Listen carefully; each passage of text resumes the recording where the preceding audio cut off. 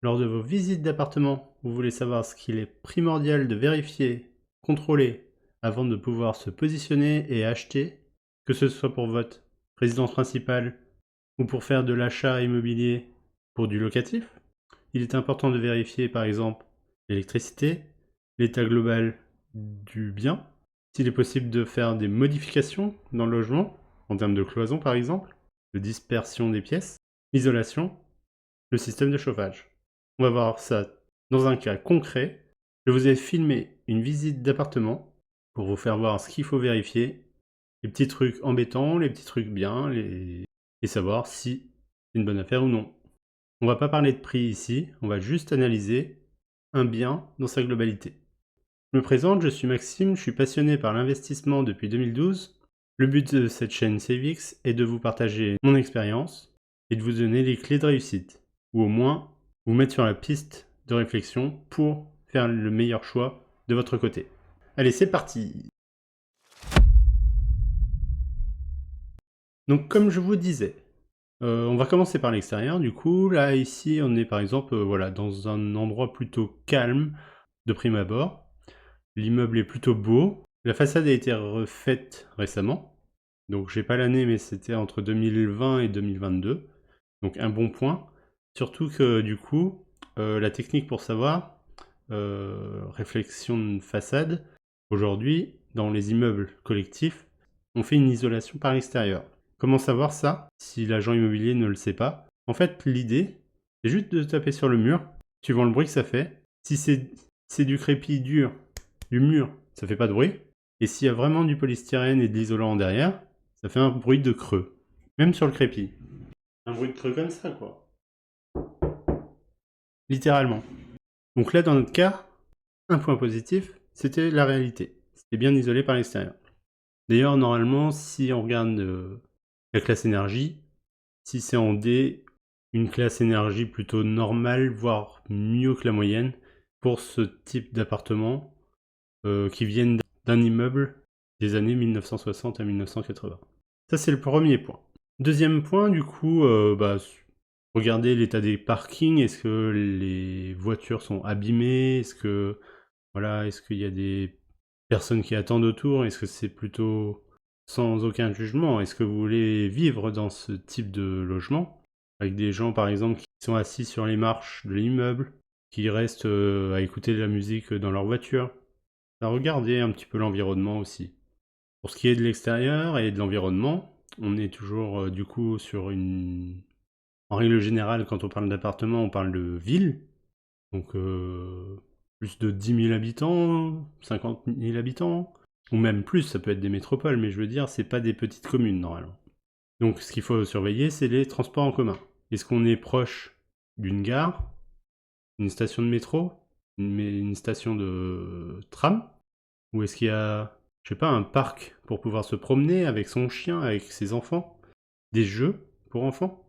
L'école, maternelle, collège, lycée? Et tout ce qui est infrastructure, genre médecin, hôpital, est-ce que c'est loin de chez vous ou pas? Bon, ça c'est l'environnement global, vous devez connaître votre ville. En tout cas, c'est un point à surveiller. Quand on a fait l'extérieur, passons à l'intérieur. Voilà, en règle générale, on regarde l'entrée de l'immeuble. Est-ce que c'est propre? Est-ce que c'est entrée sécurisée avec un badge? Est-ce que les boîtes aux lettres ne sont pas défoncées? Est-ce que c'est propre, en règle générale? Et bah voilà, est-ce qu'il y a un ascenseur ou il n'y a pas d'ascenseur? En gros, on a fait le tour. Donc, on va dans l'appartement, et là, donc là on est sur un type d'immeuble des années 70, et rien n'a été refait depuis. On voit la cuisine par exemple, les meubles de cuisine sont de l'année de construction. Rien n'a été changé ou modifié depuis l'année de construction.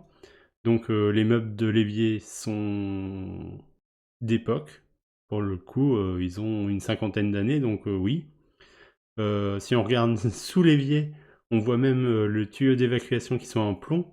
Donc aujourd'hui, c'est pas très clean sur les diagnostics, ce sera signalé.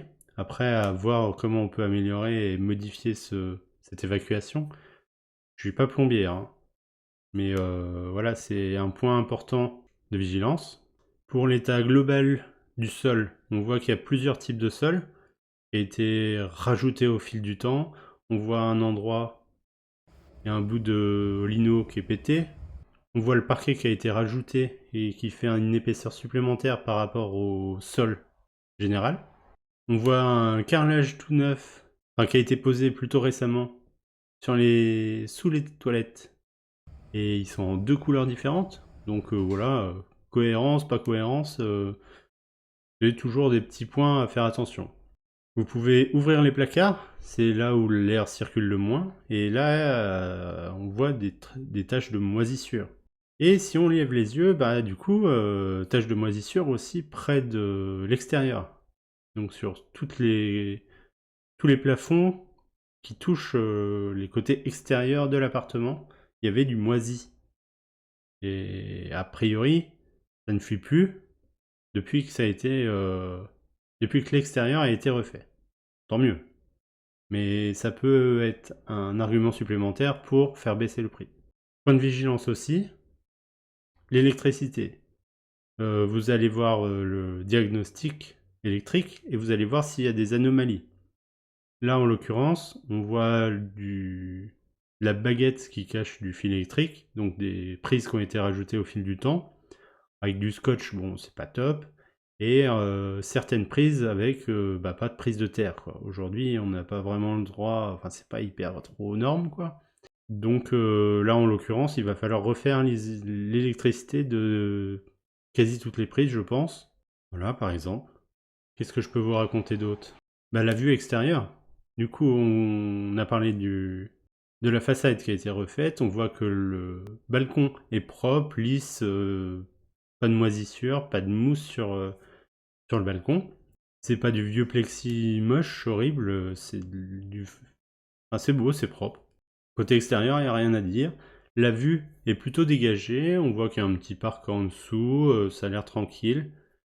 Par contre, si on regarde l'extérieur de l'autre côté, avec la station de tram du coup, il y a une station de tram, mais il y a aussi la ligne de chemin de fer qui passe juste devant la fenêtre. Je me rends pas compte. Un train qui passe en agglomération, ça doit pas faire énormément de bruit, mais faut le prendre en compte.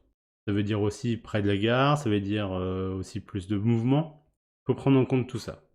Est-ce que ça vous dérange? Est-ce que vous voulez être vraiment au calme? Ça peut être des éléments de négociation supplémentaires. Une des questions que certaines personnes se posent, c'est est-ce que avoir un appartement au rez-de-chaussée ou au dernier étage, c'est mieux? Bon, en vrai, même si au rez-de-chaussée, vous devez avoir un petit peu plus de bruit parce que la porte d'entrée, elle s'ouvre plus souvent, vous êtes plus près de la terre, du coup, normalement, votre logement sera plus frais l'été. Vous n'avez pas de clim. A contrario, le dernier étage, ok, vous avez une belle vue, mais vous avez souvent toute la chaleur qui remonte. Alors l'hiver, ça peut être bien, vous pouvez bénéficier du chaud de tous les appartements qui chauffent en dessous de vous. Là, on parle de chauffage collectif, donc on n'est pas trop concerné. Mais voilà. En vrai, il n'y a pas vraiment de débat. Sauf si vous êtes au 10e étage et qu'il n'y a pas d'ascenseur, c'est chiant de monter toutes les courses avec tous ces escaliers, quoi. Et du coup, s'il n'y a pas d'ascenseur, ça veut dire moins de frais de copro. Et si j'embraye sur les frais de copro, du coup, on va parler chauffage collectif. Ce qui est chiant avec les immeubles, c'est que souvent, le chauffage est collectif. Donc vous avez une méga grosse chaudière, et suivant l'isolation de l'immeuble en général, vous allez chauffer,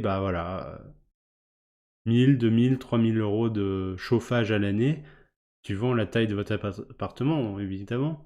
Mais je veux dire, vous allez être bridé. Si vous avez l'habitude de vivre dans 18 ou 19 degrés, et que vos voisins ils vivent plutôt dans 25-26 degrés, vous allez subir les frais de chauffage de tout le monde.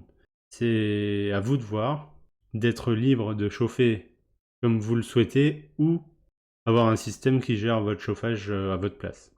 Et du coup, le point supplémentaire à vérifier, c'est bien aussi d'avoir un gardien d'immeuble, du coup, qui s'occupe de la propreté, qui fait un petit peu le ménage, qui sort les poubelles. Voilà, ça donne un supplément, forcément dans les frais de copro, mais dans le confort de vie de l'immeuble.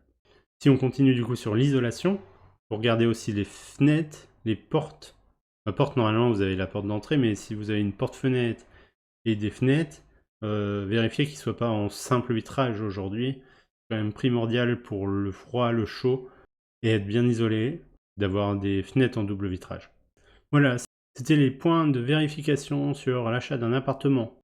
Tout ce qui se rapporte à l'électricité, l'isolation, l'organisation des pièces, forcément les peintures s'usent, les couleurs et les... Vous pouvez vérifier en même temps. Là, ici, c'est la salle de bain. Et on est dans une pièce noire, du coup, parce que ça donne dans le KGB, qui est mal isolé, moche, horrible. Du coup, ça donne sur une fenêtre qui donne sur un peu d'air, mais pas de lumière. Ça peut être embêtant, mais voilà. Faut le savoir, faut l'analyser, il faut le prendre en compte dans votre prix. Vous êtes OK ou pas avec ça. Voilà, dans les points de vigilance les plus importants, il y a l'isolation, la vétusté générale du bien et de l'immeuble, l'emplacement, le quartier, l'électricité et le système de chauffage. Voilà, si vous voulez avoir plus d'astuces, plus d'informations sur tout ce qui est investissement entre la bourse, les cryptos, l'immobilier, vous pouvez vous abonner à la chaîne. Vous trouverez du coup dans la description de la vidéo un guide sur la finance personnelle qui explique comment sécuriser votre avenir financier grâce à l'investissement. Donc ça vous donne vraiment les bases sur quel type d'investissement, les profils de risque, les horizons de temps, vraiment une vision globale sur l'investissement. Si vous voulez pas rater les prochaines vidéos, abonnez-vous, mettez la cloche, et je vous dis à bientôt pour de prochaines vidéos. Ciao!